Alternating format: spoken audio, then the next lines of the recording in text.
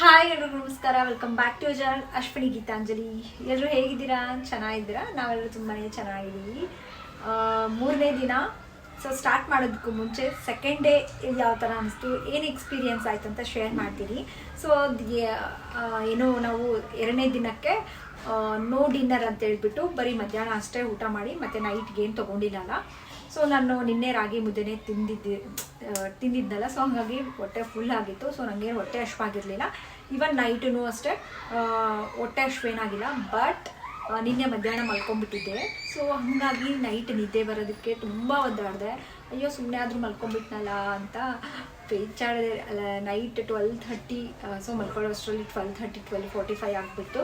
So night ನಮಗೆ ನಿದ್ದೆ ಸರಿಯಾಗಿ ಆಗಿಲ್ಲ ಅಂದರೆ ಮಾರ್ನಿಂಗ್ ಎದ್ದೇಳಬೇಕಾದ್ರೆ ಅಯ್ಯೋ ಇನ್ನೂ ಸ್ವಲ್ಪ ಹೊತ್ತು ಮಲ್ಕೊಳ್ಳೋಣ ಬಿಡು, ಮಾರ್ನಿಂಗ್ ವಾಕಿಂಗ್ ಹೋಗಬೇಕಲ್ಲ. ಸೊ ಅದಕ್ಕೆ ಎದ್ದೇಳಲೇಬೇಕು. ಸೊ 5:50 ಅಲ್ಲಂಗಲ್ಲ 5:45 5:50 ಅಲಾರ್ಮ್ ಇಟ್ಟಿರ್ತೀನಿ. ಎದ್ದೇಳಬೇಕಲ್ಲ ಅಂತೇಳಿ ನಿದ್ದೆ ಸರಿಯಾಗಿರಲಿಲ್ಲ. ಸೊ ಆದ್ರೂ ಎದ್ದು ಸೊ ಇವತ್ತು ವಾಕಿಂಗನ್ನು ಕಂಪ್ಲೀಟ್ ಮಾಡಿಕೊಂಡೆ. ಸೊ ನಿನ್ನೆದು ಆ ಥರ ಇತ್ತು, ನನಗೇನು ಪ್ರಾಬ್ಲಮ್ ಆಗಿರಲಿಲ್ಲ. ನೈಟ್ ಡಿನ್ನರ್ ತೊಗೊಂಡಿಲ್ಲ ಅಂತ ಹೇಳ್ಬಿಟ್ಟು ಹೊಟ್ಟೆ ಹಶ್ವಾಗೋದು, ಸಂಟ ಆಗೋದು, ಅದರಿಂದ ನಿದ್ದೆ ಬರಲಾರ್ದೆ ಇರೋದು ಆ ಥರ ಏನೂ ಫೀಲ್ ಆಗಿಲ್ಲ. ಸೊ ಚೆನ್ನಾಗಿತ್ತು. ಆ್ಯಂಡ್ ನಿನ್ನೆಗೆ ಇವತ್ತಿಗೆ ವೆಯ್ಟ್ ಚೆಕ್ ಮಾಡಬೇಕು. ಸೊ ಫಸ್ಟ್ ನಾನು ವೆಯ್ಟ್ ಚೆಕ್ ಮಾಡಿ ತೋರಿಸಿದ್ದೀನಿ ನೋಡಿ. ನಿನ್ನೆ ಅಂದರೆ ಡೇ 2 ಆದಮೇಲೆ ನಾನು ವೆಯ್ಟ್ ಎಷ್ಟಿದ್ದೀನಿ ಅಂತ ನೋಡಿ. ನಿಜವಾಗ್ಲೂ ಚೆನ್ನಾಗಿದೆ. ಸೊ ಮೇಯ್ನಾಗಿ ಒಂದು 3 ಡೇಸ್ ಡಿಟಾಕ್ಸ್ ಮಾಡಬೇಕು ಅಂತ ಅದ್ರ ಮೇಲೆ ಫೋಕಸ್ ಮಾಡ್ತಿದ್ದೀವಲ್ಲ. ಸೊ ಪ್ರಾಪರಾಗಿ 4th ಡೇಯಿಂದ ನಾನು ನಿಮಗೆ ನಿಮ್ಮೆಲ್ಲರಿಗೂ ಇಷ್ಟ ಆಗೋ ಥರ ಡಯಟ್ ಇರುತ್ತೆ. ಸೊ ಏನಪ್ಪ ಒಂದೇ ಅಂದರೆ ನೈಟು ಊಟ ಮಾಡಲಾರ್ದಂಗೆ ಇರಬೇಕಾ, ಈ 30 ಡೇಸು ಹಿಂಗೆ ಇರುತ್ತಾ? ಇಲ್ಲ, 3 ಡೇಸ್ ಅಷ್ಟೇ ಈ ಥರ. ಸೊ ನೆಕ್ಸ್ಟ್ 4th ಡೇಯಿಂದ ಅಂದರೆ ನೆಕ್ಸ್ಟ್ ನಾಳೆ ವಿಡಿಯೋ ತುಂಬ ಚೆನ್ನಾಗಿರುತ್ತೆ. ನಿಮ್ಮೆಲ್ಲರಿಗೂ ಮೇಯ್ನಾಗಿ ಇಷ್ಟ ಆಗೋ ಥರನೇ ಇರುತ್ತೆ. ಸೊ ವೆಯ್ಟ್ ಈಗ ಎಷ್ಟು ನಿನ್ನೆಗೂ ಇವತ್ತಿಗೂ ಏನಾದರೂ ಚೇಂಜಸ್ ಆಗಿದೆನಾ ಅಂತ ಹೋಗಿ ನೋಡಿಕೊಂಡು ವಿಡಿಯೋನ ಕಂಟಿನ್ಯೂ ಮಾಡೋಣಂತೆ. ಓಕೆನಾ?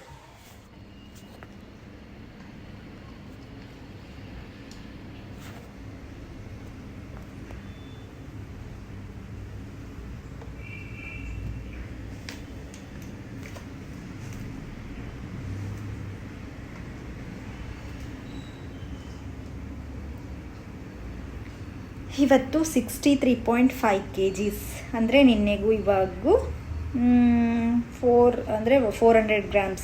ನಿನ್ನೆ 63.9 kgs ಇದ್ದೆ, ಇವತ್ತು 63.5. ಗುಡ್.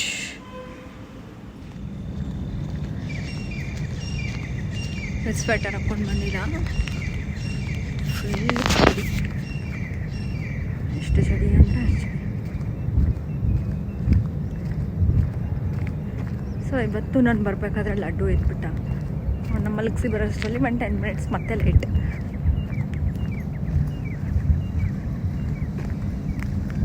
ನಾಳೆಯಿಂದ ಕಂಪಲ್ಸರಿ ಸ್ವೆಟ್ರ್ ಹಾಕ್ಕೊಂಡು ಬರಬೇಕಪ್ಪ, ಏನಾದರೂ ಆಗಲ್ಲ ಈ ಚಳಿ.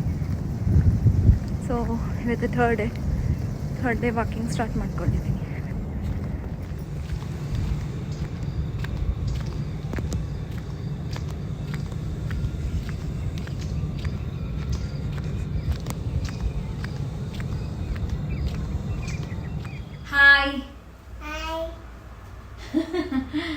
ಹಾಯ್ ಅಂತಿಲ್ಲ ಇದು. ಇವತ್ತು ನನ್ನ ಚಾಲೆಂಜಲ್ಲಿ 3rd ಡೇ. ಸೊ ಮಾರ್ನಿಂಗ್ ಎಲ್ಲ ವಾಕ್ ಎಲ್ಲ ಮುಗಿಸ್ಕೊಂಡು ಬಂದು ಈಗ ಎಲ್ಲ ಮುಗೀತು. ಸೊ 10 ಗಂಟೆಗೆ. ಸೊ ಈಗ ಸ್ಟಾರ್ಟಿಂಗು 14:10 ಮಾಡ್ತಾ ಇದ್ದೀನಲ್ಲ, 10 ಗಂಟೆಗೆ ಈ ಡಿಟಾಕ್ಸ್ ಜ್ಯೂಸ್ನ ಕುಡಿತಾ ಇದ್ದೀನಿ.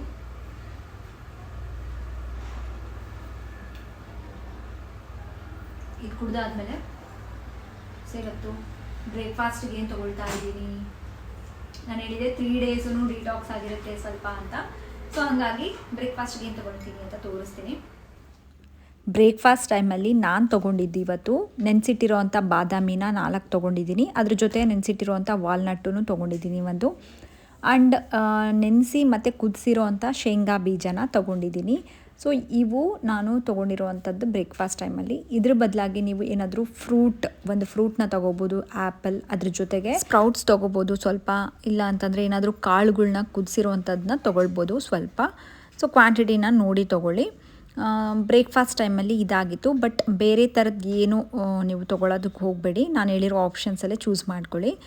ನನಗೆ ಈ ಥರ ಎಲ್ಲ ಅಭ್ಯಾಸ ಇದೆ. ಅಂದರೆ ಯೂಶ್ವಲಿ ಬ್ರೇಕ್ಫಾಸ್ಟಿಗೆ ನಾನು ಏನು ಮಾಡ್ತಿದ್ದೆ ಅಂದರೆ ಜಸ್ಟ್ ಮಾಲ್ಟ್ ತೊಗೊಳ್ಳೋದು, ಇಲ್ಲ ಅಂತಂದರೆ ಈ ಥರ ಏನಾದರೂ ಕುದಿಸಿರೋಂಥ ಕಾಳುಗಳು ಮತ್ತು ಫ್ರೂಟು ಮತ್ತು ಅದ್ರ ಜೊತೆಗೆ ಒಂದು ಎಗ್ ಆಮ್ಲೆಟ್ ಹಾಕ್ಕೊಂಡು ಈ ಥರ ಲೈಟಾಗಿ ಏನಾದರೂ ತೊಗೊಳ್ತಾ ಇದ್ದೆ. ಅದೇ ನಂಗೆ ತುಂಬ ಇಷ್ಟ ಆಗೋದು.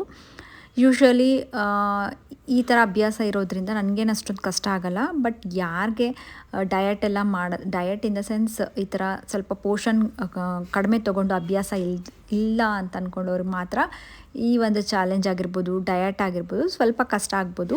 ಬಟ್ ಅದೂ ಅಷ್ಟೇ ಒಂದು 4-5 ದಿನ ನೀವು ಅಭ್ಯಾಸ ಮಾಡಿಕೊಂಡ್ರೆ ಟೋಟಲಾಗಿ ನಿಮಗೆ ನಿಮ್ಮ ಲೈಫ್ ಸ್ಟೈಲ್ನೇ ಚೇಂಜ್ ಮಾಡ್ಕೋಬೋದು ಹೆಲ್ದಿಯಾಗಿ ತೊಗೊಳ್ತಾ. ಆ್ಯಂಡ್ ಲಂಚ್ಗೆ ಒಂದು ರೆಸಿಪಿನ ತೋರಿಸ್ತಾ ಇದ್ದೀನಿ. ಈ ಥರ ನೀವು ಅಂದ್ಕೊಂಡು ಇರಲ್ಲ ಇಷ್ಟು ಟೇಸ್ಟಿಯಾಗಿ ಬರುತ್ತಾ, ಈ ಥರ ಮಾಡ್ಬೋದಾ ಅಂತ. ಇಲ್ಲಿ ತೋರಿಸ್ತಿರೋದು ನುಗ್ಗೆ ಸೊಪ್ಪು. ಫ್ರೆಶ್ ಆಗಿ ನುಗ್ಗೆ ಸೊಪ್ಪು ಸಿಕ್ಕರೆ ಅದನ್ನಂತೂ ಬಿಡೋಕ್ಕೆ ಹೋಗಬೇಡಿ. ನಾನು ಹೇಳಿದ್ದೆ ನಿಮಗೆ, ಈ ನುಗ್ಗೆ ಸೊಪ್ಪಲ್ಲಿ ನಮಗೆ ತುಂಬ ಆ್ಯಂಟಿ ಆಕ್ಸಿಡೆಂಟ್ಸ್ ಇರುತ್ತೆ ಆ್ಯಂಡ್ ತುಂಬ ವೈಟಮಿನ್ಸು, ಮಿನರಲ್ಸ್ ಎಲ್ಲನೂ ಸಿಗುತ್ತೆ. ಸೊ ವಾರದಲ್ಲಿ ಒಂದು 2-3 ಸಲ ಆದರೂ ಇನ್ಕ್ಲೂಡ್ ಮಾಡಿಕೊಂಡ್ರೆ ತುಂಬ ಬೆನಿಫಿಟ್ಸ್ ಹೆಲ್ತ್ ವೈಸ್, ಹಾಗೆ ನಮಗೆ ವೆಯ್ಟ್ ಲಾಸ್ಗೂ ತುಂಬ ಒಳ್ಳೆ ರಿಸಲ್ಟ್ಸು. ಸೊ ಇದನ್ನು ಯೂಸ್ ಮಾಡ್ಕೊಂಡು ಯೂಶ್ವಲಿ ನಮಗೆ ನುಗ್ಗೆ ಸೊಪ್ಪು ಅಂತಂದರೆ ನಾವು ಉದ್ರಬೇಳೆ ಪಲ್ಯನ ಮಾಡ್ಕೊಳ್ತಿರ್ತೀವಿ, ಇಲ್ಲಾಂದರೆ ದಾಲ್ಗಳಲ್ಲಿ ಹಾಕ್ಕೊಂಡು. ಆ್ಯಂಡ್ ನಾನು ರೀಸೆಂಟಾಗಿ ಒಂದು ಚಪಾತಿ ರೆಸಿಪಿನೂ ತೋರಿಸಿದ್ದೆ. ಇದನ್ನು ಪ್ಯೂರಿ ಥರ ಮಾಡಿಕೊಂಡು ಚಪಾತಿಗೂ ಹಾಕಿ ಮಕ್ಕಳಿಗೆಲ್ಲ ಕೊಟ್ಟರೆ ಅವರು ತಿಂತಾರೆ ನುಗ್ಗೆ ಸೊಪ್ಪನ್ನ ಅಂತ ಹೇಳ್ಬಿಟ್ಟು ನಿಮಗೆ ತೋರಿಸಿದ್ದೆ ಆ ರೆಸಿಪಿನ.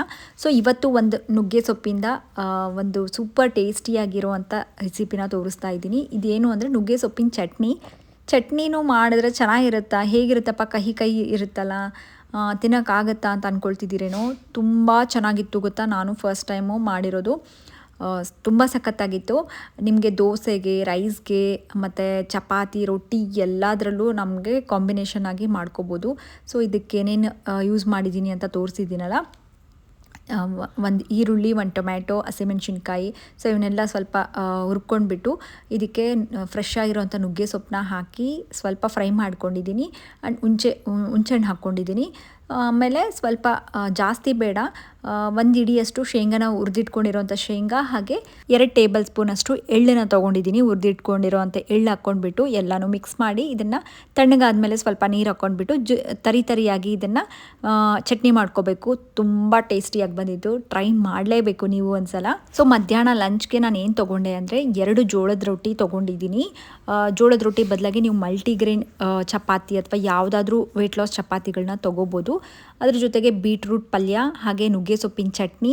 ಆ್ಯಂಡ್ ಪ್ರೋಟೀನ್ ಸೋರ್ಸ್ ಆಗಿ ನಾನು ತೊಗೊಂಡಿರೋದು ಪನ್ನೀರ್, ಒಂದು 2 ಸ್ಲೈಸ್ ಅಷ್ಟು ಪನ್ನೀರನ್ನ ತೊಗೊಂಡಿದ್ದೀನಿ. ಇದನ್ನು ಸ್ವಲ್ಪ ಮೊಸರಲ್ಲಿ 1 ಟೇಬಲ್ ಸ್ಪೂನ್ ಮೊಸರಲ್ಲಿ ಸ್ವಲ್ಪ ಉಪ್ಪು, ಅರಿಶಿನ, ಖಾರ, ಖಾರದ ಪುಡಿ ಹಾಕಿಬಿಟ್ಟು ಅದನ್ನು ತವಾ ಫ್ರೈ ಥರ ಮಾಡಿಕೊಂಡು ತೊಗೊಂಡಿರೋದು. ಇದು ಬ್ಯಾಲೆನ್ಸ್ಡ್ ಮೀಲು. ಮತ್ತು ಲಾಸ್ಟ್ ಆಗುತ್ತೆ ನಮ್ಮ ಏನು ಡಿಟಾಕ್ಸ್ ಡಯಟ್ ಮಾಡ್ತಾ ಇದ್ವಲ್ಲ. ಸೊ ಸ್ಟಾರ್ಟಿಂಗ್ 3 ಡೇಸ್ ಮಾಡೋಣ ಅಂತ ಹೇಳಿದೆ. ಸೊ ನಾಳೆ ಹೊಸ ಥರದ ಡಯಟ್. ನಾಳೆ ಯಾವ ಥರ ನಿಮ್ಮೆಲ್ಲರಿಗೂ ಇಷ್ಟ ಆಗೋ ಥರ ಡಯಟ್. ಬಟ್ ಇದು ಸ್ಟಾರ್ಟಿಂಗು 3 ಡೇಸ್ ಮೇಯ್ನ್ ಆಗಿ ಫೋಕಸ್ ಮಾಡ್ತಿರೋದು ಡಿಟಾಕ್ಸ್, ಬಾಡಿ ಡಿಟಾಕ್ಸಿಫಿಕೇಶನ್ ಎಲ್ಲ. ಹಾಗಾಗಿನೇ ಈ ಥರ ಮಾಡ್ತಿರೋದು. ಸೊ ಈಗ ನಾನು ಆ್ಯಂಡ್ ಇಲ್ಲೇನಾಯಿತು ಅಂತಂದರೆ ರೊಟ್ಟಿ ನಾನು 2 ರೊಟ್ಟಿ ತೊಗೊಂಡಿದ್ದೆ. ಅದರಲ್ಲಿ 1.5 ರೊಟ್ಟಿ ತಿನ್ನೋಷ್ಟರಲ್ಲೇ ಸಾಕಾಗೋಯಿತು. ಸೊ ಇನ್ನೂ 1/2 ರೊಟ್ಟಿನ ತೊಗೊಂಡಿಲ್ಲ. ಬಟ್ ನಾನೇನು ಅಂದ್ಕೊಂಡೆ ಅಂದರೆ ಮತ್ತೆ 1.5 ರೊಟ್ಟಿ ತೊಗೊಂಡ್ರೆ ಮತ್ತೆ ಈವ್ನಿಂಗ್ ಟೈಮಲ್ಲಿ, ನೈಟ್ ಟೈಮಲ್ಲಿ ಹೊಟ್ಟೆ ಹಶ್ವಾಗುತ್ತೇನೋ ಅಂದ್ಬಿಟ್ಟು ಈ ಚಟ್ನಿ ತುಂಬ ಚೆನ್ನಾಗಿತ್ತಲ್ಲ, ಹಾಗಾಗಿ 2 ತುತ್ತಷ್ಟೇ, ಜಾಸ್ತಿ ಇಲ್ಲ, 2 ತುತ್ತಷ್ಟು ಈ ಅರ್ಧ ರೊಟ್ಟಿನ ತೆಗೆದುಬಿಟ್ಟು 2 ತುತ್ತಷ್ಟು ನಾನು ವೈಟ್ ರೈಸ್ನ ತೊಗೊಂಡಿದ್ದೀನಿ. ಸೊ ಇದು ಒಂದು ಸ್ವಲ್ಪ ಚೇಂಜಸ್ ಮಾಡಿಕೊಂಡೆ ಅಷ್ಟೇ. ವರ್ಕೌಟ್ ಎಲ್ಲ ಕಂಪ್ಲೀಟ್ ಆಯಿತು. ಸೊ ಇವತ್ತು 3rd ಡೇ ಅಲ್ಲ, ಇವತ್ತೂ ಅಷ್ಟೇ ನೋ ಡಿನ್ನರ್ ಡೇ. ಇವತ್ತಿಗೆ ಈ ಥರ ನೋ ಡಿನ್ನರ್ ಡೇ ಮುಗೀತು. ನೆಕ್ಸ್ಟ್ ನಾಳೆ 4th ಡೇ ಏನಿರುತ್ತಲ್ಲ, ರೆಗ್ಯುಲರ್ ಆಗಿ ನಾವು 3 ಮೀಲ್ಸೇ ತೊಗೊಳ್ತಾ ಆ್ಯಂಡ್ ಮನೆಯಲ್ಲಿ ಮಾಡುವಂಥ ಅಡುಗೆ ಏನು ಇರುತ್ತಲ್ಲ, ಸೊ ಅದರಿಂದನೇ ವೆಯ್ಟ್ ಲಾಸ್ ಚಾಲೆಂಜಸ್ ಮಾಡ್ತಾ ಇದ್ದೀನಿ. ಸೊ ಹಾಗಾಗಿನೇ ಯಾವ ಒಂದು ವಿಡಿಯೋನೂ ಅಷ್ಟೇ ಮಿಸ್ ಮಾಡೋಕ್ಕೆ ಹೋಗಬೇಡಿ. ಒಂದು ವಿಡಿಯೋ ಮಿಸ್ ಆದರೆ ಎಷ್ಟೊಂದು ನಿಮಗೆ ಐಡಿಯಾಸ್, ಟಿಪ್ಸ್ ಎಲ್ಲ ಮಿಸ್ ಆಗುತ್ತೆ. ಸೊ ನೀವು ಸಕ್ಸಸ್ಫುಲ್ಲಾಗಿ ಈ ಚಾಲೆಂಜ್ನ ಕಂಪ್ಲೀಟ್ ಮಾಡಬೇಕು ಅಂತ ಅಂದ್ಕೊಂಡ್ರೆ ಡೆಫಿನೆಟ್ಲಿ ನೋಡಿ ವಿಡಿಯೋಸ್ನ. 3 ಡೇಸು ಡಿಟಾಕ್ಸ್ ಮಾಡ್ಕೊಂಡಿದ್ದೀವಿ. ಫಸ್ಟ್ ಡೇ ಬಂದು ಕಂಪ್ಲೀಟ್ ಡಿಟಾಕ್ಸು, 2nd 3rd ಡೇ ನಾವು ಇದು ಒಂಥರ ಒಮ್ಯಾಡ್ ಅಂತ ಅನ್ಕೋಬಹುದು 1 meal A day. But 1 meal ಒಳಗ ಜಸ್ಟ್ 1 ಮೀಲ್ ಅಷ್ಟೇ ತಗೋಬೇಕು. ಮಾರ್ನಿಂಗ್ ನಾವೇನು ತಗೊಂಡ್ವಲ್ಲ ಅದನ್ನು ತಗೋಬಾರ್ದು. ಡಿಟಾಕ್ಸ್ ತರನೇ ಕನ್ಸಿಡರ್ ಆಗುತ್ತೆ ಇದು.